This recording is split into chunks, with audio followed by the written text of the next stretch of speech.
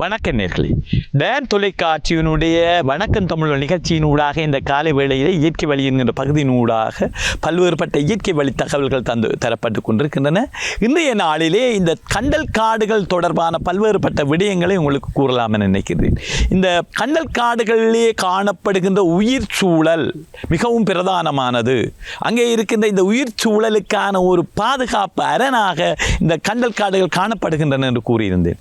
இங்கே இந்த கண்டல் காடுகளிலே இருக்கின்ற தாவரங்களை நாங்கள் கொஞ்சம் உற்று நோக்குவோமானால் இங்கு பல்வேறுபட்ட அதிசயங்களை நாங்கள் கண்டுகொள்ள முடியும். இங்கே இந்த கண்டல் காடுகளிலே காணப்படுகின்ற தாவரங்கள் பல்வேறுபட்ட தாவரங்கள் இருக்கின்றது. கிண்ணை என்று சொல்லப்படுகின்ற கண்ணா, எங்களுடைய கிராமப்புறங்களிலே அவற்றை கண்ணா என்று சொல்வார்கள். கிண்ணை தாவரங்கள் அதிகமாக இந்த கண்டல் பகுதியிலே கண்டல் தாவரங்களாக இருக்கின்றன. அதே போல நரிக்கீரி என்று சொல்லப்படுகின்ற தாவரம் மிக முக்கியமாக இந்த மண்டைதீவு கண்டல் காடுகளிலே காணப்படுகின்ற தாவரங்களாக இந்த கிண்ணை தாவரமும் நரிக்கீரி தாவரமும் காணப்படுகின்றது.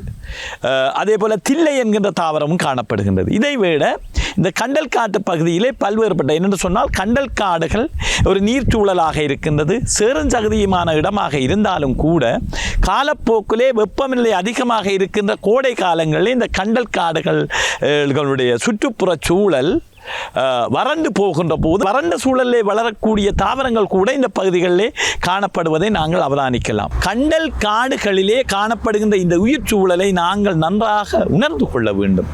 அவை அந்த சூழலுக்கேற்ப நான் சொல்லியிருக்கின்றேன், கண்டல் காடுகள் ஒரு நீர்ச்சூழலாக இருக்கும், நீர் நிறைந்த பகுதியாக இருக்கும், அதே போல சேரும் சகதியுமான இடமாக இருக்கும் என்பதன் அடிப்படையிலே அங்கே காணப்படுகின்ற அந்த தன்மைக்கு ஏற்ப அங்கே தாவரங்களும் இயல்பாக்கம் அடைந்தவையாக காணப்படுகின்றன. அந்த தாவரத்தினுடைய இயல்பாக்கம் என்பது மிகவும் ஒரு அதிசயமான இயற்கையினுடைய அதிசயமாக இருக்கின்றது. எனவே இவ்வாறான விடயங்களை இந்த கண்டல் காடுகளை உற்று நோக்கி நாங்கள் உணர்ந்து கொள்ள முடியும். கண்டல் காடுகள் என்பவை பல்வேறுபட்ட நான் சொன்னது போன்ற நீர் சேரும் சகதியும் ஆக காணப்படுகின்ற அந்த சூழ்நிலைக்கேற்ப தாவரங்களை கொண்டிருக்கின்றன. அந்த தாவரங்கள் இயல்பாக்கம் அந்த சூழலுக்கேற்ப இயல்பாக்கம் அடைந்தவையாக காணப்படுகின்றன. இதன் காரணமாகத்தான் இங்கே காணப்படுகின்ற தாவரங்கள் ஏனைய தாவரங்களை விட இந்த கண்டல் காட்டு பகுதியில் இருக்கின்ற தாவரங்கள் ஏனைய தாவரங்களை விட வித்தியாசமான பல்வேறுபட்ட தன்மைகளை கொண்டு காணப்படுகின்றன.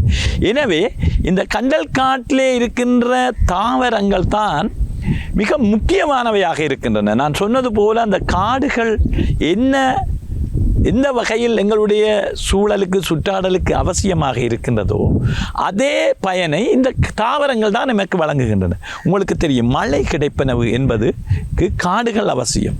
காடுகள் அற்ற இடங்களிலே மழை பெய்வதே இல்லை. காரணம், காடுகள் அற்ற இடங்கள் ஒரு வெப்பத்தீவுகளாக காணப்படும். இந்த யாழ் தீவகற்பம் கூட இன்னொரு வெப்பமான அதிக அளவு மக்கள் வாழ முடியாத ஒரு வெப்பநிலைத்தன்மை காணப்படவில்லை. அதாவது நாங்கள் வாழ்வதற்கான ஒரு காலநிலைத்தன்மை தான் காணப்படுகின்றது.